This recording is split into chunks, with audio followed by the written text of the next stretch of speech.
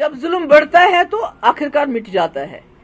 आज इनका वक्त है, कल हम सबका वक्त आएगा और उसके बाद वही होगा जो ट्रंप के साथ हुआ है। आज नहीं तो कल, कब तक ये डंडे से लोगों को दबा के रखेंगे?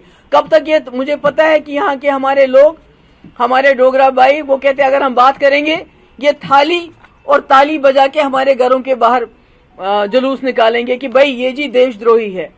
तो आज मुझे खुशी है, जम्मू के लोगों को भी पता चल रहा है कि जो 370 था या 35A था, ये हमारी हिफाजत के लिए था, हमारी प्रोटेक्शन के लिए था, ये हमारी सुरक्षा के लिए था। ये कोई मुसलमान के लिए नहीं था, कोई कश्मीरी के लिए नहीं था। और मुझे खुशी है कि अब हम ये लड़ाई मिल के लड़ेंगे।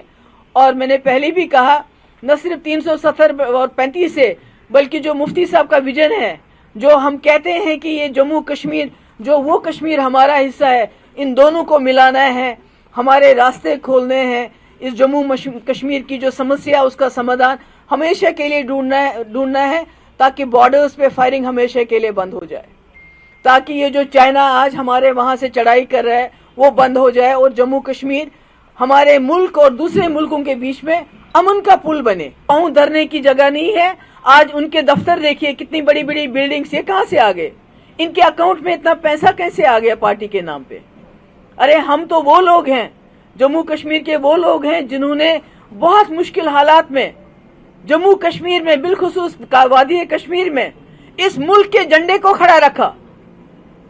हमारे हजारों की तादाद में हमारे लोग शहीद किए गए और ये हमें बताते हैं चड्डी पहन के, झंडा अभी तक इन्होंने वहां चढ़ाने के लिए तैयार नहीं है। वहां पर मेरे बाप ने तब हिंदुस्तान का झंडा उठाया जब उनको गंदी नाली के कीड़े कहा जाता था, जब उनके खिलाफ सोशल बाइकाट होता था। मगर मैं कहती हूँ, हमारा कॉन्स्टिट्यूशन वापस दो, हमारा झंडा वापस दो। खुद इन्होंने हमसे अपना रिश्ता तोड़ दिया, मुल्क से हमारी रियासत का रिश्ता तोड़ दिया कॉन्स्टिट्यूशन को खत्म करके। मैंने कसम खाई, इन्होंने कसम खाई है, बीजेपी वालों ने कसम खाई है जम्मू कश्मीर के आईन की, कि हम कसम खाते हैं। और एट द सेम टाइम पहले जम्मू कश्मीर के आईन की कसम खाई है हमने, उसके बाद हमने कहा we will uphold, we affirm our faith in the constitution of Jammu and Kashmir and will uphold the sovereignty of and integrity of India. यानी पहले हमारे कॉन्स्टिट्यूशन की बात हुई, उसके साथ साथ इस मुल्क की सालमियत की बात हुई, उसकी सॉवरेनिटी की बात हुई। तो ये कैसे कि एक उंगली ये काट देंगे तो दूसरी उंगली को रखेंगे? ऐसा नहीं चलता है। इनको जो माल इन्होंने रात के अंधेरे में फैसला करके दिन में चुराया है, वो इनको सूद के समेत वापस करना पड़ेगा। इलेक्शन कोई बड़ी बात नहीं है। जम्मू कश्मीर की समस्या के सामने इलेक्शन आते रहेंगे, जाते रहेंगे।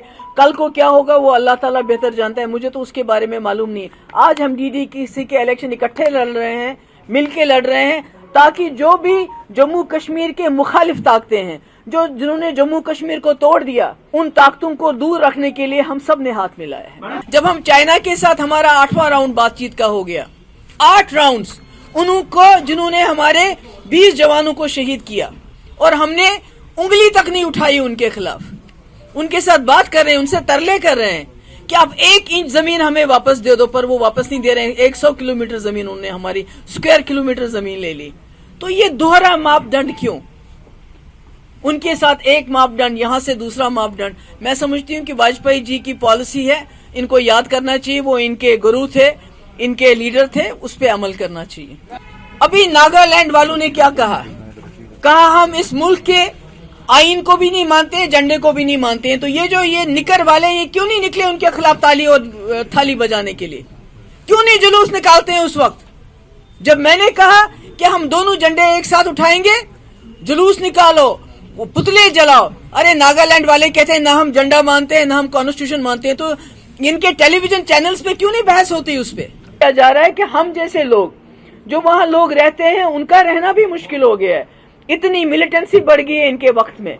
ये कहते थे मिलिटेंसी खत्म हो गई है। आज एक एक गांव से 10-10, 15-15 लड़के एक साथ चले जाते हैं, क्योंकि आपने जो एक आवाज थी, तमाम आवाजों को बंद कर दिया है। लड़का सोचता है या तो मुझे जेल जाना है या बंदूक उठानी है। तो अच्छा है मैं बंदूक उठाऊं तो मैं मर जाऊं, वो ज्यादा बेहतर है जेल जाने से, क्योंकि बात नहीं करने देते आप किसी को।